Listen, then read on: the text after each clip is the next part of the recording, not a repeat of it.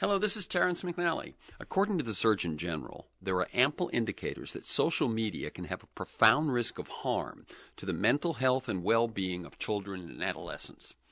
Well, June's here. How about a weekly vacation from screens?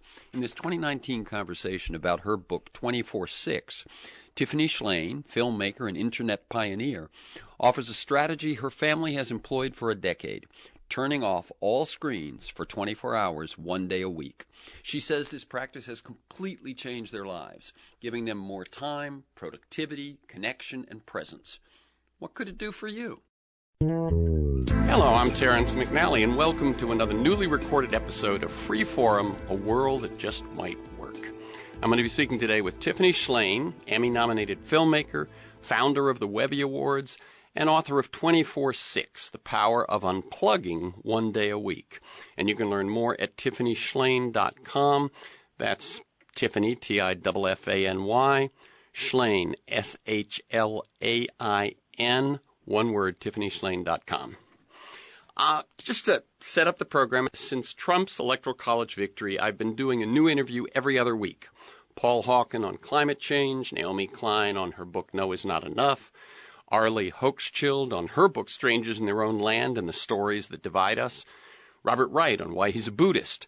The show streams weekly on the Progressive Voices Network on TuneIn, and podcasts are available anytime, anywhere on Apple Podcasts or iTunes, whatever you call it, Podomatic.com, Google Play, etc., and at my site, terrencemcnally.net, TERRENCEMCNALLY.net.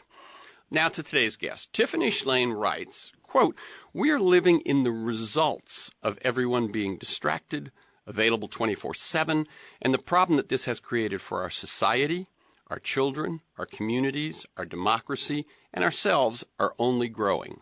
Well, you get no argument here. But along with her husband and 2 daughters, she's found a personal coping mechanism that is at the same time simple, radical, and traditional. And it's what they call a technology Shabbat, turning off all screens for 24 hours each week. 24 waking hours. In her... It's easy to do 24 hours in a week. In her first book, 24/6, The Power of Unplugging 1 Day a Week, SHLAIN shares her story, offers lessons she's learned, and provides a blueprint for how to do it yourself and how to get your partner, your friends, your children, your boss on board with you. Along the way, she delves into the neuroscience, philosophy, psychology, and history of a weekly day of rest, long before the distractions were technology. A weekly day of rest, the Sabbath, across cultures, making the case for why we need to bring this ritual back. Honored by Newsweek as one of the women shaping the 21st century, Tiffany SHLAIN is an Emmy-nominated filmmaker and the founder of the Webby Awards, the kind of Oscars of the web. NPR named her UC Berkeley address as one of its best commencement speeches. And as I said, her first book, 24/6, The Power of Unplugging 1 Day a Week, is just out. And you can learn more at TiffanyShlain.com. And you can follow her on Twitter at Tiffany SHLAIN. Welcome again, Tiffany SHLAIN, to Freeform, A World That Just Might Work. And let me tell people that we're recording this interview Wednesday, August 14th. Great to be back. I mean, I think the last time we had a deep dive was when my feature documentary Connected was out, which was a long time ago. It was. Like 8 years ago. Yes. So, 8 years ago. So it's nice to reconnect and with new things to talk about. That's right. It was actually, I looked it up and looked at that interview. It was September 2011, so almost exactly 8 years ago. And it's crazy because it certainly doesn't seem that long. And I've certainly been, watching what you've been working on and stay in touch with you through your quarterly breakfast at Tiffany's. Yeah. And then in all the other stuff that you're doing. So, as you may remember from the last time, I like listeners to get a feel for the people behind the work and the ideas we talk about. So I'd like you to first introduce them to you, talking about your path to the work you find yourself doing today. And so that they can get a sense of you, feel free to go way back. mentors, turning points, moments of decision, Okay. that sort of thing? I mean, let's go way back to the Apple IIe in the early 80s. I was super into computers, and when the first Mac came out in 1984, I just was fascinated with the potential because I had a modem, which I don't know if everyone can just dial back and remember before the web when all you could have was a dial-up modem and all you could connect to was the library at best. And from that, another high school student and I in the 80s wrote this very simple proposal called Uniting Nations in Telecommunications and Software. And the concept was that personal computers with the modem could connect students all over the world for world peace. And basically, or, to have global conversations about things that we share in common. And from that, I was invited to the Soviet Union as a student ambassador to talk about the power of personal computers. I find that incredibly ironic now that I went to Russia to talk about computers connecting us in light of the election hacking. Yeah. Anyways, and then I went to UC Berkeley. I was supposed to be a doctor. I was given the book The Making of a Woman Surgeon on many occasions by my surgeon father, Leonard SHLAIN, but I wanted to become a filmmaker, and the way I would pay for my documentaries is working in technology because I always was into technology. And I was going back and forth from film and CD-ROMs, if people can remember the CD-ROM industry. And I was working on a CD-ROM about Sting, and someone said to me, you have to see this thing called the web. There's people all over the world on a thing called a website, and they're all talking about how much they love Sting's music. And I was like, that's what I was hoping for in high school. And then shortly after that, I created the Webby Awards in the early days of the web and had great hopes for this decentralized network to connect people. And, ran the Webby Awards for almost a decade and then wanted to go back to filmmaking combined with the power of the web. So I started a film studio in San Francisco. I've had a lot of films at Sundance and really experimented a lot with using film plus the web to have global conversations about issues like gender equality and the neuroscience and social science of character development, and I've made a lot of films about technology and science. So you could say that I've really been focused on this issue of technology. What does it mean to be human? When does technology amplify us, and when does it amputate us? And definitely lately, I've been increasingly concerned about how we're using the smartphones, how corporations are using us to use the smartphones, and how elections are being manipulated, and how distracted we all are. So I think that's like the 30,000-foot view. Yeah. And, 10 years ago, I had two kind of very dramatic events happen within weeks of each other, which is my father died and my husband and I had a daughter, and it really shook me awake. Like, what are we doing on screens? We only have a short time on this earth. What are we doing here? Why are we just staring at these screens when there's someone we love right in front of us? So my husband, Ken Goldberg, and I, and at that point we had two daughters, we started turning off all screens one day a week for what we call our technology Shabbats. And what really started it is I'm part of this group that did a National Day of Unplugging called Reboot, and it was kind of a ceremonial one-day-a-year event, but we did it that first year, and it felt so good.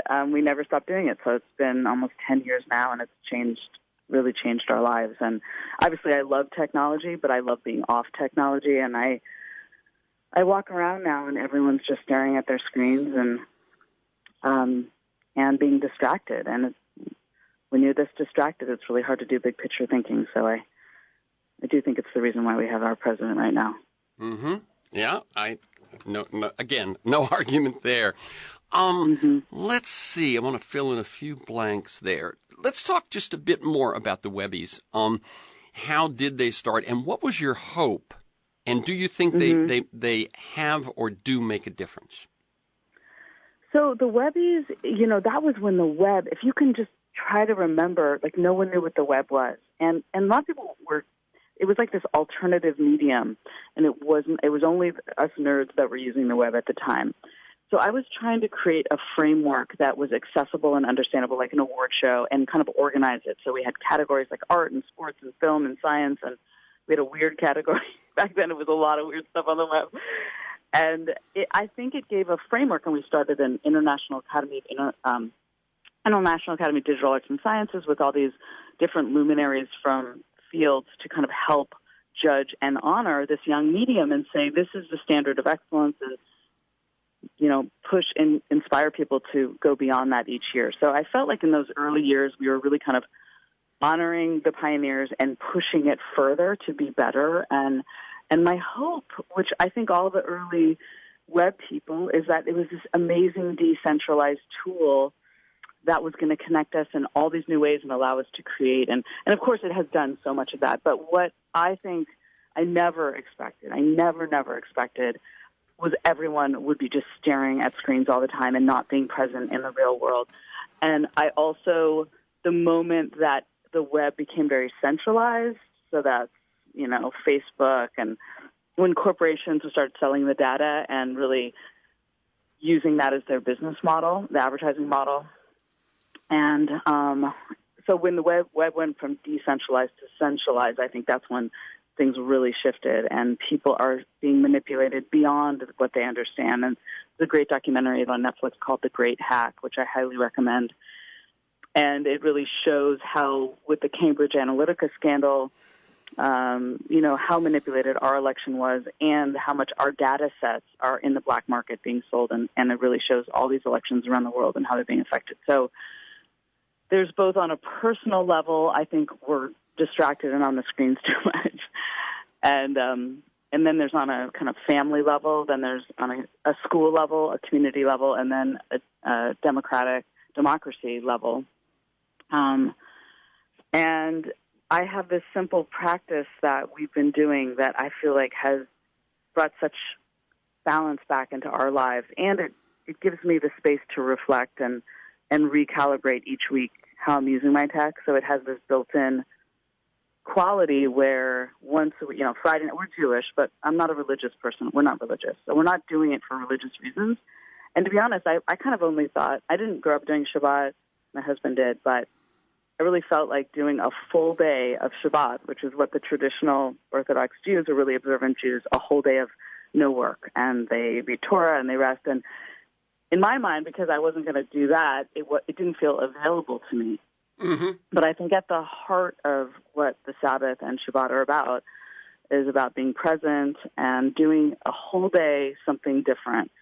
And so we do kick it off with a Friday night Shabbat meal with family and friends, and all the screens go off at that point, and then they're off for 24 hours. And it is like this, our favorite day of the week, and it's amazing. I mean, I do such different kinds of thinking on that day. And I think it's a different kind of thinking that we've really lost, where, so often now when I read anything I read in the book prompts me to think of something I want to go on the smartphone for, and then I'm down the rabbit hole and I'm off to the races. I'm never back. And on this one day a week, I think very deeply. I journal. I'm hanging out with my family. I laugh a lot more. I sleep a lot better. It's like, wow, this is available to me and everyone. And it's so easy and free and radical, and just do it. It's so life-changing. And again, when we started doing it, I didn't know how long we were going to do it. And I didn't imagine how crazy everyone would continue to get with the screen. So it felt like these two lines, like the longer we've done it, the more profound it's become. And the longer we've done it, the more everyone's got their head down everywhere.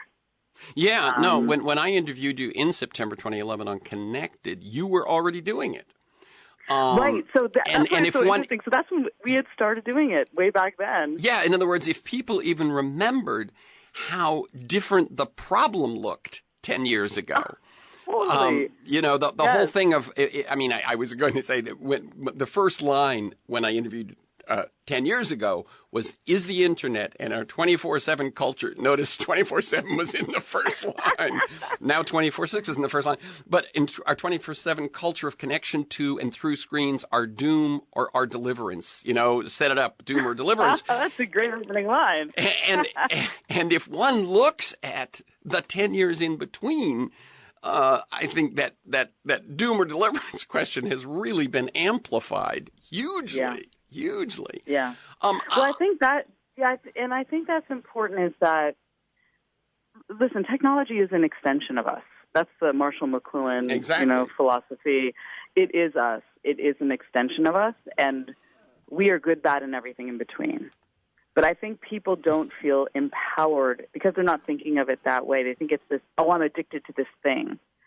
But people should feel agency and empowered that they can rise up and control how they use it, or else it's going to be using you. Yeah. And that's the way, I think that's what we've gotten to, is people are being manipulated and addicted. I mean, it's like 1,000 engineers focused on addicting you.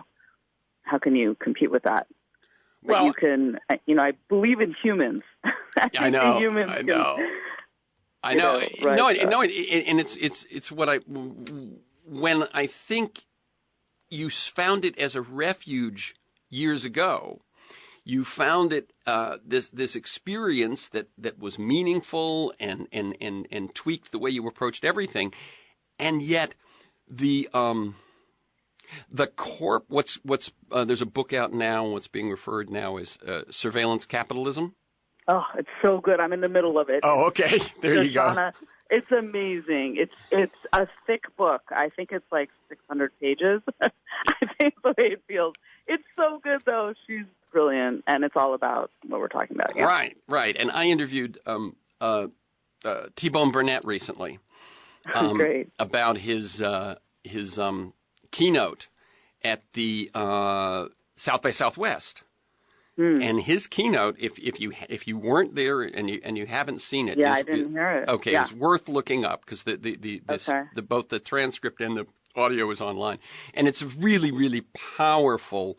And it's about this problem about surveillance capitalism, which is where I first heard of the book. But what I'm saying is that when you first began doing the Shabbat, no one had figured out yet that business model. I don't think. And so right. it was kind of when you were saying, we need to have agency. We need to be able to know it's ours to turn off and on and use that was more, in a way, more true then. It's still true. Yeah. But now, as you say, some of the smartest young minds in the world are working to addict you. Right. And to sell your information and so on. Let me just read a couple of quotes from T-Bone's. I can't wait to listen to his keynote. Yeah, okay. yeah. It is clear that what was begun as a mission, and this sounds so like our conversation 8 years ago. It is clear that what was begun as a mission to connect and unite mankind has mutated into a pernicious distortion machine that has disconnected mankind and put us at each other's throats, and in doing so has destroyed and is destroying institutions and knowledge that have taken centuries to develop. We've entrusted them with our most intimate data, and they are not worthy of that trust. They have betrayed our trust by engineering their platforms to be addictive and by making enormous fortunes surreptitiously selling those data that we have unknowingly handed over to them for free. And he goes on then to say that Facebook is worth somewhere around $475 billion, Google around $785 billion, so about $1.25 trillion, and their product, besides all of their technological genius, is our data. It is us. Yes. So we're not Pollyanna here. But and I'm also not completely I have a whole chapter in the book on social media because, right, if you just listen to what T-Bone just said, you wouldn't be on anything, right? Why would you be on anything? But here's the rub, is that there's so many of these tools that are also ways to disseminate those ideas. Exactly. From surveillance capitalism, and if you have a book or if you have a film, so it has connected, over half the world, and that's real. So how do we wrestle with this issue and say, what is making humanity better? What's making it worse? And what do we need to do about it? And in the book, I do big picture on how profound the day of rest when it was first introduced thousands of years ago. I kind of go into the labor movement, time on and time off, and how we are now on 24/7 and what are the implications of that. But towards the end of the book, I go into what I think needs to happen And also, I'm making my film studio, we do this global day called Character Day, which Right. looks at one's character development, the neuroscience and social science of developing who you are. And this year, the whole focus is going to be your character and screen use. When does being on screens enhance who you are, and when does it diminish it, and when should you turn them off? Because through all the research, so many character strengths, empathy and creativity and curiosity, all these things get turned on when you turn off that screen. And I think we've felt like we're living completely on the screen now, and we've forgotten how much comes from daydreaming and how much comes from like deep thinking and not having so much input at every second and processing what's already in your mind.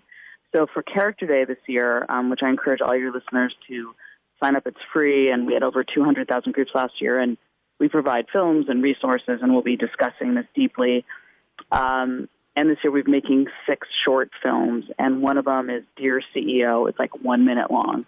One's Dear Legislature, 1 minute long, Dear Parent, Dear Youth, Dear Fellow Human.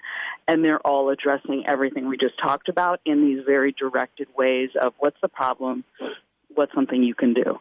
Because it's real. And I think like when people find out about the book, it's almost like, obviously I think it is top of mind.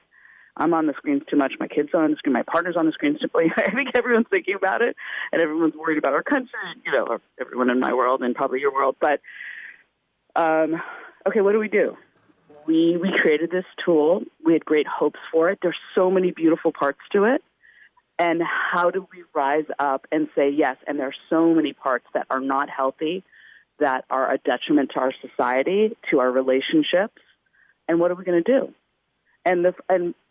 There's a multi-pronged approach of what we need to do, but one that everyone can do this week, and you'll already start feeling better, and you'll already get more big-picture thinking time, is to turning off the screens for a full day.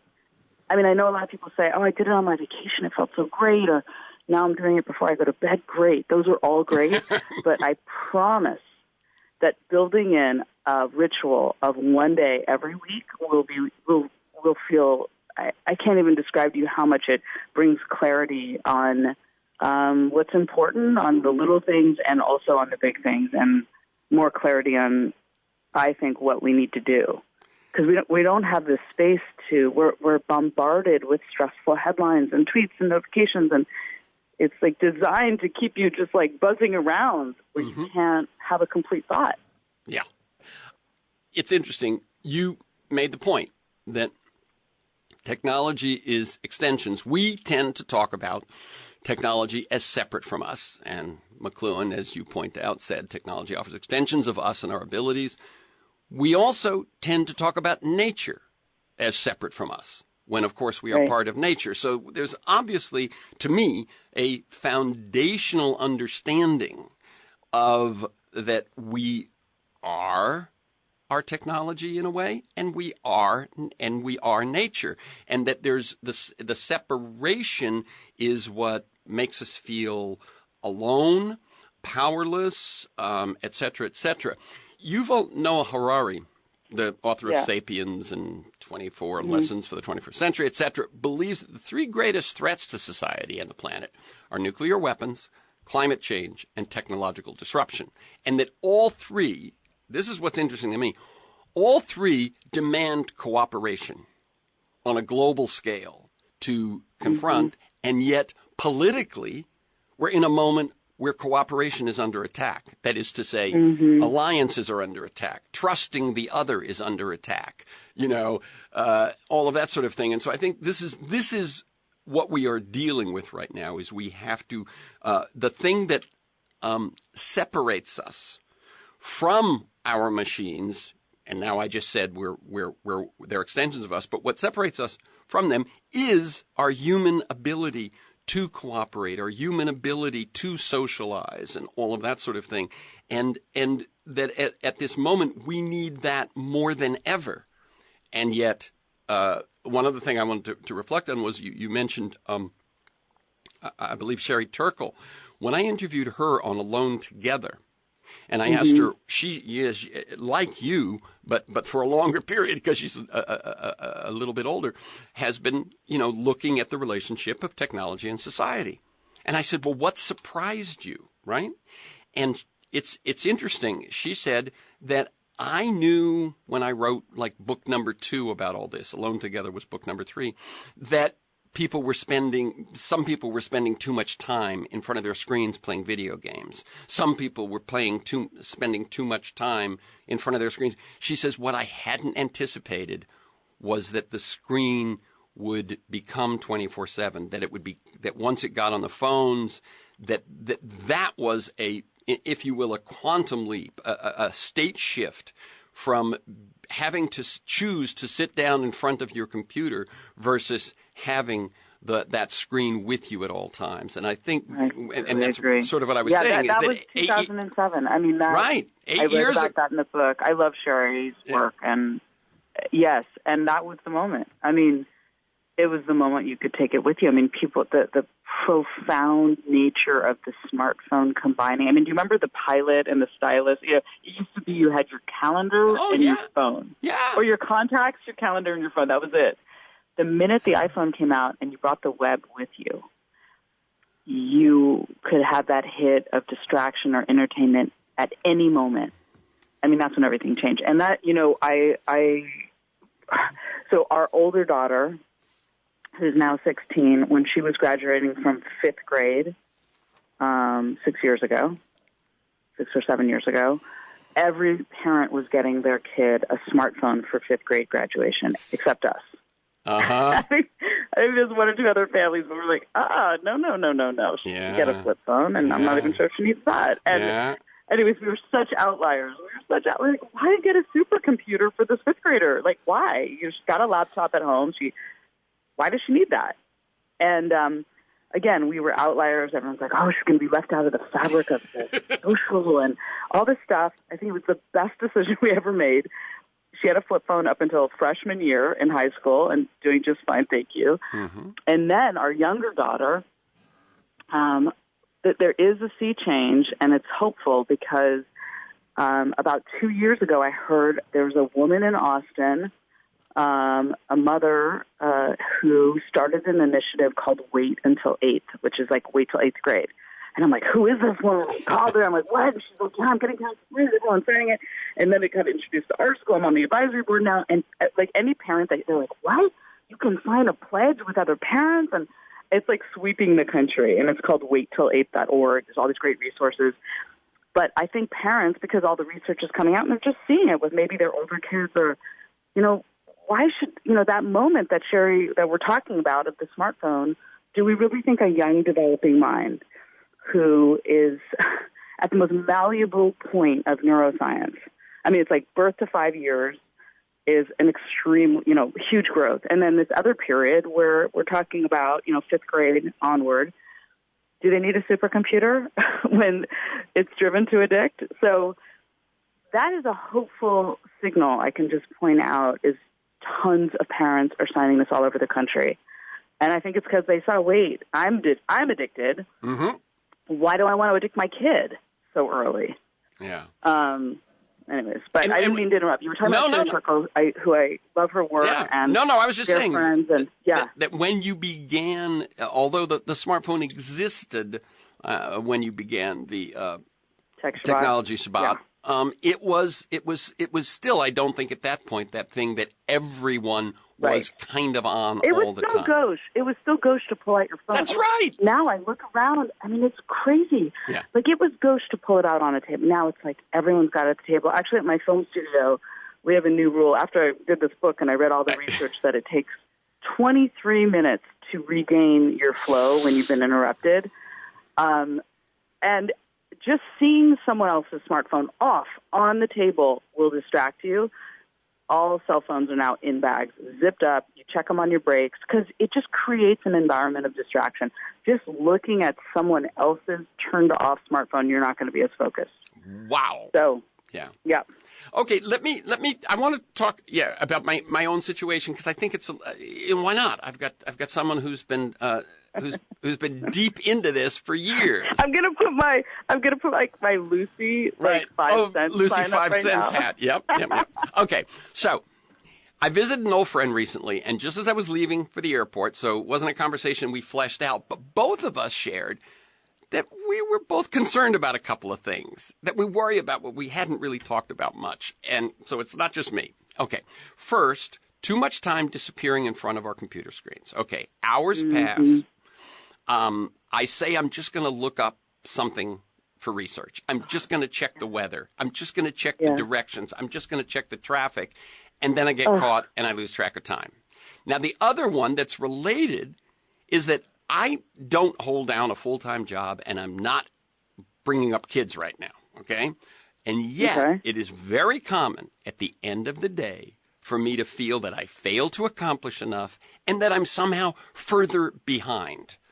I'm not sure what I'm behind, but it's that feeling that...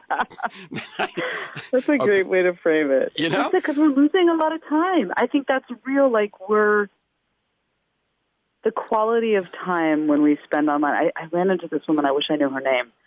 She was a photographer at some event, and she's like, it's just like refined sugar. You're high on it, and then you crash. I was like, that's a great analogy. But I think it's because the time spent on the screen, a lot of it is stressful. It's FOMO. It's time lost. And, I do this practice now, in the book, in addition to kind of talking about all the ins and outs of doing a tech Shabbat, I also talk about little things throughout the other 6 days. And when Trump got elected, I was so stressed out, like everyone, and I was waking up to the New York Times app on my smartphone. And that's what I was reading when I was drinking my coffee. And my amygdala, I'm just like stressed out of my mind every morning. That's how you were starting your day. No, starting my day. And he's controlling the way I feel, or not he. Yeah. I am allowing the news cycle, which is driven to be fearful, to frame my day. And I'm a big journal writer, and I normally do all my journaling on Tech Shabbat. So I thought, you know what? I got this thing called a 5-minute journal, and it's made for people that don't like to journal, that don't feel like they have the time, but although I'm a big journaler. But the concept is you write 3 things in the morning that you're grateful for, as specific as possible, and 3 things that would make today great. And it's like 6 lines total, and I drink my coffee, and I do that. And I don't look at my phone, so I spend my day framing my day. So I'm thinking about what's going to happen that day, and I'm thinking about what I'm grateful for, which has been so much research on how much that makes your mood improve. And it has just changed everything by not letting my inbox or the news headlines start my day. So, there's a lot of little practices that speak to what you and your friend were concerned about at the airport that if you don't build in this stuff, there's 1,000 engineers designed to keep you on that screen. That's right. And by the way, I think you are minimizing how many engineers there are. Okay. Let's think about it. Come on. Google has 30,000 employees.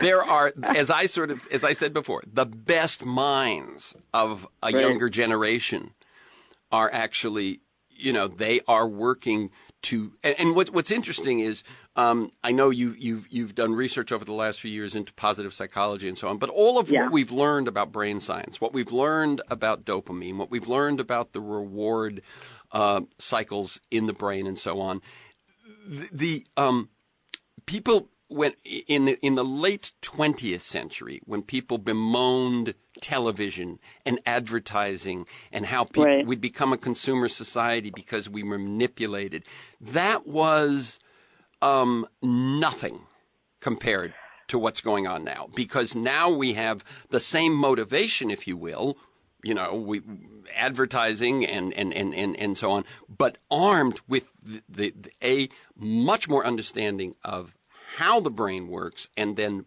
the technology to tap into it at an unconscious level. I mean, I can remember when subliminal advertising, that was a scary threat. That was such a scary threat. Well, this is all subliminal advertising. This is all triggering responses at a level that you cannot even detect. Let me tell people, this is Freeform, a world that just might work. I'm Terrence McNally. I'm speaking with Tiffany SHLAIN, Emmy-nominated filmmaker, founder of the Webby Awards, author of 24/6, The Power of Unplugging One Day a Week, and you can learn more at TiffanySHLAIN.com. That's Tiffany, just the way it sounds, and then SHLAIN, SHLAIN. Hello, this is Terrence McNally. You're listening to my 2019 conversation with Tiffany SHLAIN about the practice in her book 24/6, The Power of Unplugging One Day a Week. I wanted to say one other thing about my own situation, which is kind of strange, which is that I have never yet become a heavy user of social media. I use it, but not heavy. I might look at Facebook every 2 or 3 days. Twitter, maybe every couple of days. I also, when I'm out and about with my phone, it doesn't come out. It's for me, it's when I'm sitting at my desk, right? My wife calls me Mr. Moderation because I have little trouble with most of the behaviors and habits that a lot of people have trouble with. The other night, great. Yeah, I mean, it just happens, whether it's alcohol or sugar or, all these things. It's like, I go, oh, that's enough. She says, you will take out and have 2 spoonfuls of ice cream and 1 cookie and you'll be fine, May we all get your DNA. That's right. Potato chips, I can eat just 1, okay? But the other night she was reading Cal Newport's work on deep work. Oh, yeah. Okay? And she came into my office and she said, I figured out what you don't have control of.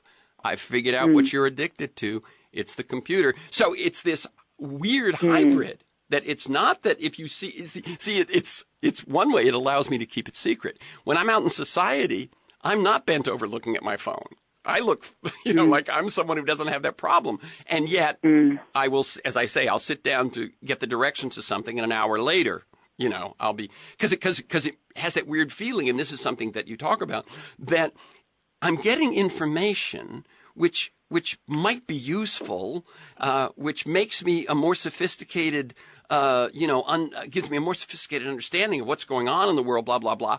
But that's one way of phrasing it. The other way of phrasing it is that I've been sitting there now for 2 hours, and what I've been telling myself at some point was actually just procrastination or distraction or that sort of thing.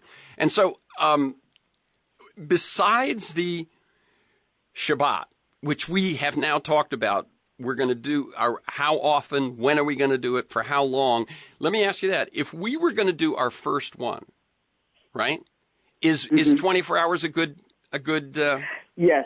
Okay. Well, first of all, I'm super excited you're going to do it. And for the book coming out, we are inviting everyone to do it with us for 4 Saturdays in a row.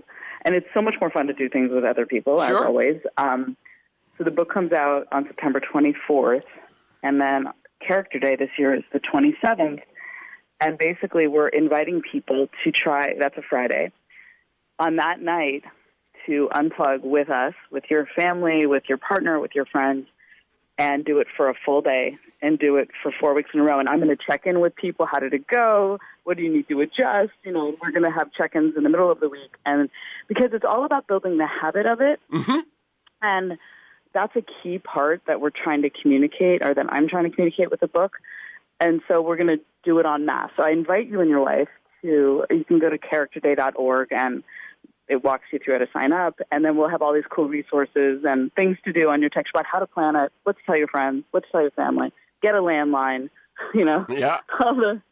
And then the book really goes a deep dive on all the things that can come up and how to prepare and how to make it the best day. I mean, it's our favorite day of the week.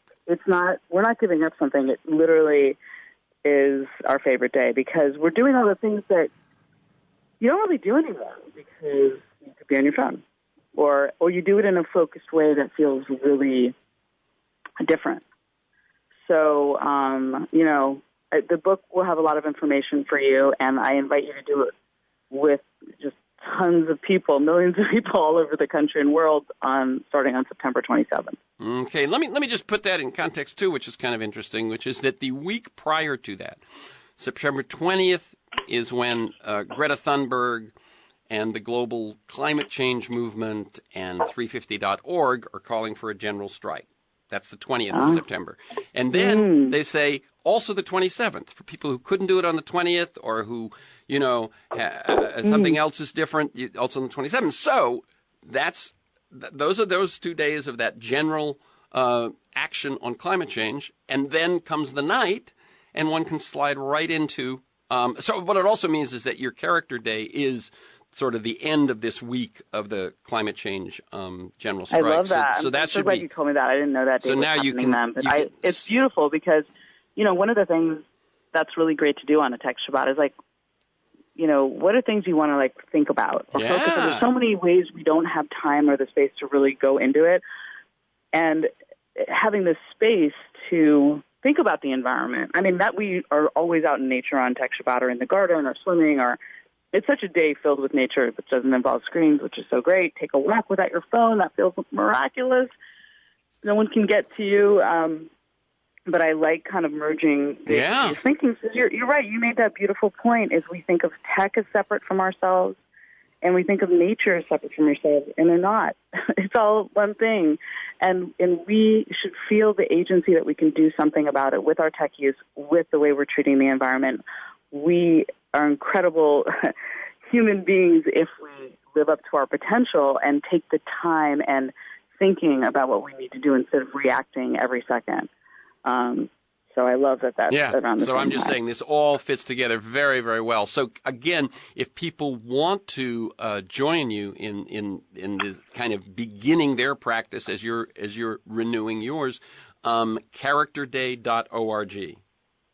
Yeah, and it's the fall is always. I mean, if you have kids, you're in the back to school, which always is like a fresh start, and I'm Jewish, so it's like high holidays. What do you want to do differently this coming year? And I think the fall is a wonderful time to kind of rethink, what are the things you're doing that feel good and what do you want to change? And certainly building in a practice that makes you feel better is a good way to start with this Tech Shabbat. And again, it's so simple to do. And I think there's a lot of fear, like, oh my gosh, how are people going to get in touch with me? It's such a liberating feeling when you realize that you don't need permission to tell everyone in your life, I'm going to take 24 hours completely off just to recharge. I'm going to feel better. You tell your boss, I'm going to be so much better this coming week. I need to not be available for one day this weekend. And these are all kind of things I go into detail in the book on how to bring this for real into your life. And I mean, one thing that as I was preparing for this that just kept coming up for me was how new this phenomenon is. I mean, I've heard it a couple of times, but that we would go, well, how can I do that? How can I be off screens? I know. Remember the first 30 or 40, or depending how old you are, 50 years of your life, depending. You survived. People, it's so funny when parents will say, well, I have 2 kids in soccer. I mean, what do I do? And I'm like, you know what you do? Friday afternoon, you print out the schedule. And you tell the team you're going to be there, or if you have lots of plans on Saturday. But I really try to not make a lot of plans on Saturday if I can, right? Because it's not about, Friday night is have people over for dinner. It's a beautiful ritual to do that around the table, eye contact. But then, if you do have plans on Saturday, although it's nice to just be more quiet that day, just make a plan and then just do it. You'll stick to your plan more than if you have the phone on late. I'm all these texts. I'm parking. Who cares? Like, just show up. Right. People don't need a blow by blow on your every right. And if you're one of those people that has become reliant on Waze or Siri or whoever to get you where you're going and avoid every accident, you're going to have to maybe leave 5 minutes earlier. If you don't have to, just like you used to. We all existed without the smartphone. It's actually kind of fun. I mean, we love it for our kids. We'll have a question and we're like, I guess we're just going to have to wonder. Can't look it up. And then we'll walk into our library. Which book is going to be able to answer this question? And it's so fun. It's like, this is how you do it. This is how we used to do it. Yeah. And it's good to remember how to do that, too. Right. And then one thing that you share, which I think is comforting probably to people, is that come Saturday morning, not Saturday morning, Sunday morning. Saturday night. Yeah, right. Since you do it as the old Jewish Shabbat, which is sundown Friday to sundown Saturday. So Saturday night, you're excited. We're psyched to go back online. I mean, it has this dual effect every week, where every week I'm excited to go off. I rush towards it. I'm so excited to just not be available to the whole world. And then Saturday night, I'm excited to reconnect and see what's happened and write to a friend. And so you reappreciate this amazing tool called the internet and this amazing device that can do anything. So it has a dual effect, and I think they're both very important for us to kind of figure out this moment we're in, which is, when is it good? When is it not? When is it good to do it on screen? When is it better to do it in person? Mm-hmm. When is it better to have that screen off? Mm-hmm. Mm-hmm. Yeah, I mean, what it does is, although, as we said, there are people working as hard as they can to make it so you don't do that, to make it so that the inevitability of the automaticity of it is what there is. Like, you are a fish in water, and what it is all this is you can still take a step back. You can still take a breath. You can still take control of these things. Let me ask you a big question, and we'll see. We've got about 10 minutes left. We'll see whether this takes us through the end or not. Tiffany SHLAIN, you're standing in the future, 10 or 15 or 25 years from now. So we're talking, say it's 2020, so 2040, 2045. You're looking back over the past 25 years. Did humanity turn things around in terms of authoritarianism, in terms of climate change, in terms of the threat of nuclear war, in terms of exploitation and inequality? And if they did, how did we do it? So it's not what do we do tomorrow to get us on that path. It's if we did it, how did it happen? What's that story? I mean, I really think part of that story, it's not the whole story, but part of that story is having the space to think about how to turn this around.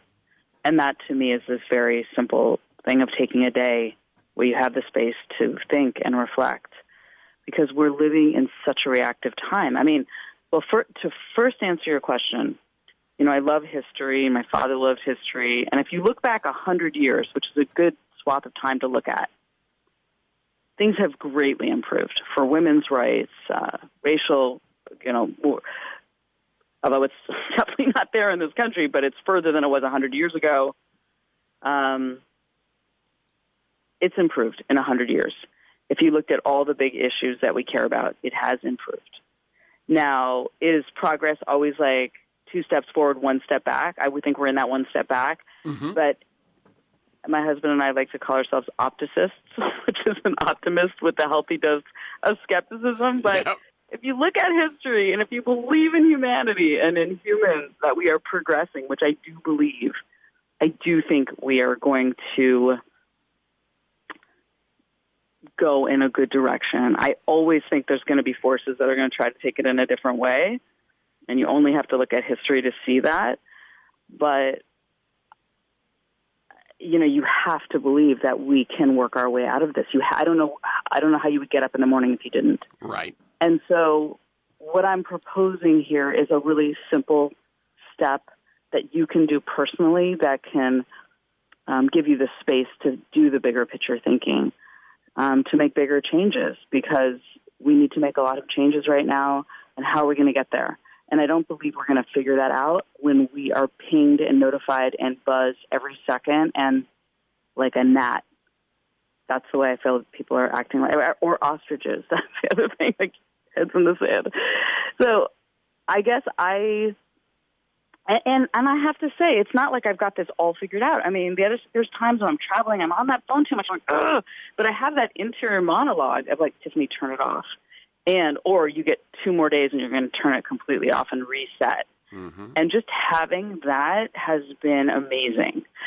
So it's not like, I've achieved digital perfection, but I know that this practice for myself, my husband, our 2 daughters, and one who's a teenager now, there are huge benefits that we all feel and talk about all the time.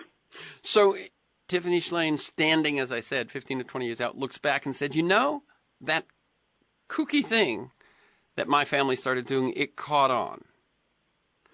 And I would love that.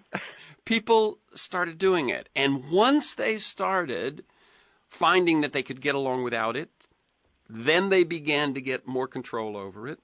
And they gave themselves, I think one thing that what you find is going from, because referred to it a few times, was that, 10 years ago or so, the problem looked different because we didn't have the 24/7. Well, but one thing you said, so the kooky thing, it's not so kooky because it's based on this Jewish tradition that's over 3,000 years old.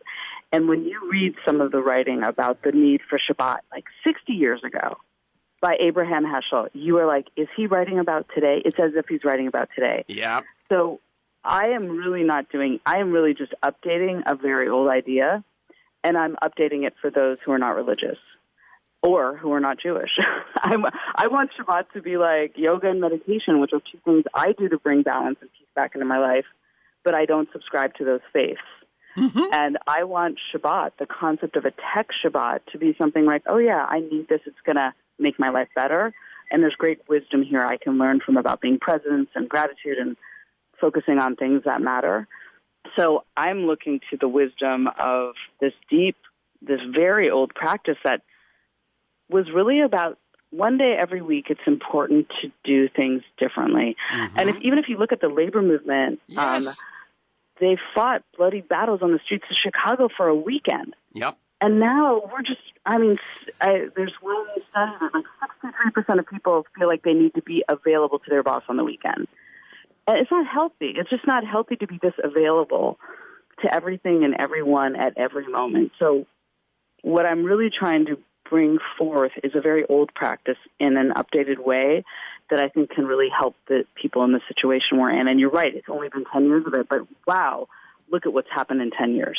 Yeah, by the way, when I grew up, and I grew up in Florida, when I grew up, stores were not open on Sunday. Right. Yeah. It wasn't just that you didn't get the mail on Sunday. Remember the mail? There was a concept. But yeah, stores weren't open. Everyone, I went to Catholic church, but, the South was quite religious. Everyone went to church. You were very unlikely. Maybe the 7-Eleven would be open, but nothing else. And it was sort of the way it was. And then creeping event by event, change by change, it became to where it was blurred and there was no difference. I often say that civilization is going to die by convenience. And that's what happened was I need to be able to get to a store on Sunday. How this is crazy.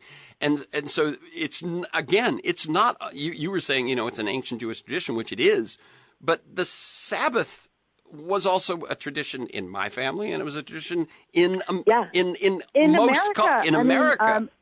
America was this writer Judith Shulevitz proposed that the Puritans came to America because they wanted to observe a more pure Sabbath. Yeah. There you go. So it was a big part of our country, and then it's almost disappeared from almost every different culture. Everyone has some version of days of rest or time of rest, from the Native Americans, Buddhist, Muslim, Christian, Jewish, but what you'll really find is hardly anyone does it anymore. And so how do you bring these rituals back? You can call it whatever you want, and if your faith has it and you believe in a faith, I'm more on the agnostic side of things, however you need to frame it, but we need to bring it back. Because there was great value in that idea that you're not available 24/7. It's not healthy. Yeah. Okay, so that's the big idea that we each can do on our own. And as you say, 1, it breaks the cycle. 2, it gives us a chance for deep thinking, for what Cal Newport talks about, deep work. It's a different way of focusing your attention, and it's something that we need, that kind of rich, deep, present thinking and observation now, because clearly bouncing around our attention around the way we are is not working for us. Again, that the book. Exactly right. Yeah. The book is 24/6, The Power of Unplugging One Day a Week. The website is TiffanyShLAIN.com. For this conversation and many other interviews, articles, transcripts of interviews, and to join me in pursuit of a world that just might work, go to TerrenceMcNally.net, TerrenceMcNally.net, or aworldthatjustmightwork.com, to the same website. If you want to receive my weekly email announcement telling you who's going to be on, what we're going to talk about, and usually 8 to 10 articles to kind of flesh out the conversation, you can sign up at my site or email me at temcnally@mac.com. You can also subscribe and listen to the Freeform podcast on iTunes and many other podcast sites. You can find years of podcasts at my site. That's, Michael Lewis, Jeremy Scahill, Naomi Klein, Robert Reich, Van Jones, Connie Rice. You can follow me on Twitter at McNally Terrence. Thanks to George Vasilopoulos at Progressive Voices. Most of all, you, my listeners, please share this podcast widely. And finally, thank you, Tiffany SHLAIN, and keep up your good work. Oh, it's so great talking to you again. Really enjoyed all of your insights.